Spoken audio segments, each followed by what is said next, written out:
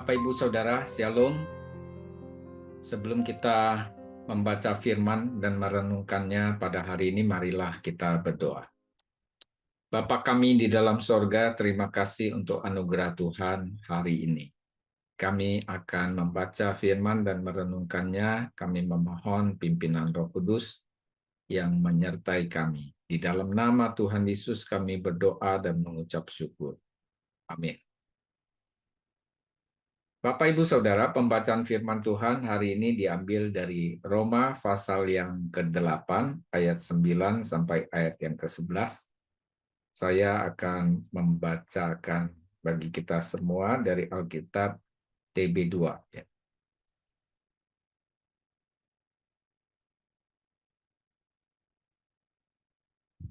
Namun, kamu tidak hidup dalam tabiat daging, melainkan dalam roh.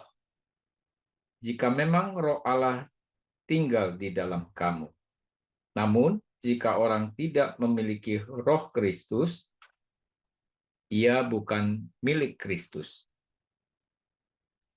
Namun, jika Kristus di dalam kamu, tubuh memang mati karena dosa, tetapi roh adalah kehidupan oleh karena kebenaran. Jika roh Dia yang telah membangkitkan Yesus dari antara orang mati tinggal di dalam kamu, maka Ia yang telah membangkitkan Kristus dari antara orang mati akan menghidupkan juga tubuhmu yang fana itu oleh rohnya yang tinggal di dalam kamu. Amin. Bapak, Ibu, Saudara, pembacaan kita pada hari ini ada 3 hal yang penting. Yang pertama adalah ayat 9 mengatakan, namun kamu tidak hidup dalam tabiat daging, melainkan dalam roh, jika memang roh Allah tinggal di dalam kamu. Namun jika orang tidak memiliki roh Kristus, ia bukan milik Kristus. Jadi roh Allah diam di dalam setiap orang percaya. Kalau dia belum percaya kepada Yesus Kristus sebagai Tuhan dan Juru Selamat, maka roh Allah tidak ada di dalam diri orang itu. Sebab Alkitab mengatakan, setiap orang yang dapat percaya mengaku Yesus adalah Tuhan itu karena roh Allah. Yang kedua, saudara-saudara, jika roh Allah ada di dalam diri kita, maka kita tidak hidup dalam daging, melainkan dalam roh. Jadi janganlah hidup kita dipimpin oleh keinginan daging kita, melainkan hidup kita dipimpin oleh roh Allah yang ada di dalam diri kita.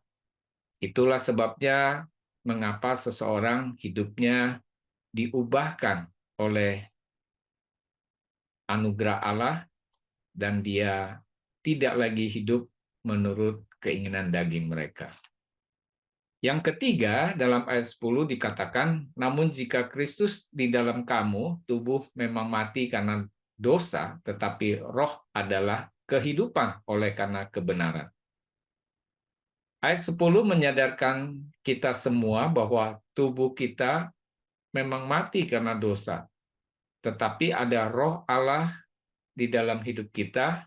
Roh adalah kehidupan oleh karena kebenaran. Lalu dijelaskan di dalam ayat yang ke-11, jika roh Dia yang telah membangkitkan Yesus dari antara orang mati tinggal di dalam kamu, maka Ia yang telah membangkitkan Kristus dari antara orang mati akan menghidupkan juga tubuhmu yang fana itu oleh rohnya yang tinggal di dalam kamu. Ini adalah satu pengharapan bagi kita semua yang percaya. Suatu ketika tubuh kita yang fana ini akan binasa, kita akan mati, tidak ada seorang pun yang bisa hidup selama-lamanya.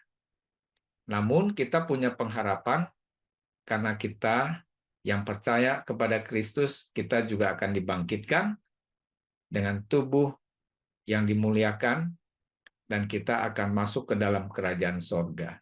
Oleh sebab itu, ketika kita menerima anugerah yang besar ini, roh Allah ada di dalam diri kita, kita seharusnya sangat bersyukur kepada Tuhan dan kita mau hidup dipimpin oleh Roh Allah, sehingga akan berdampak dalam hidup kita, ada buah roh yang memuliakan nama Tuhan.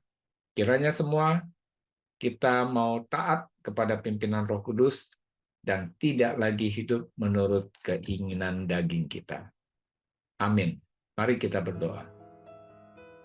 Terima kasih untuk anugerah Tuhan yang begitu besar dalam hidup kami. Kami bisa percaya dan mengakui Yesus adalah Tuhan itu karena pekerjaan Roh Allah dalam hidup kami. Terima kasih Tuhan yang telah mengampuni, menyucikan kami dari segala dosa dan pelanggaran kami, dan bahkan Roh Allah mau diam dalam diri kami.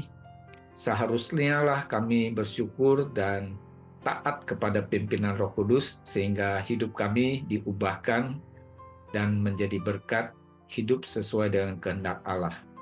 Terima kasih Bapa, pimpinlah kami semua. Di dalam nama Tuhan Yesus kami menaikkan syukur dan doa kami.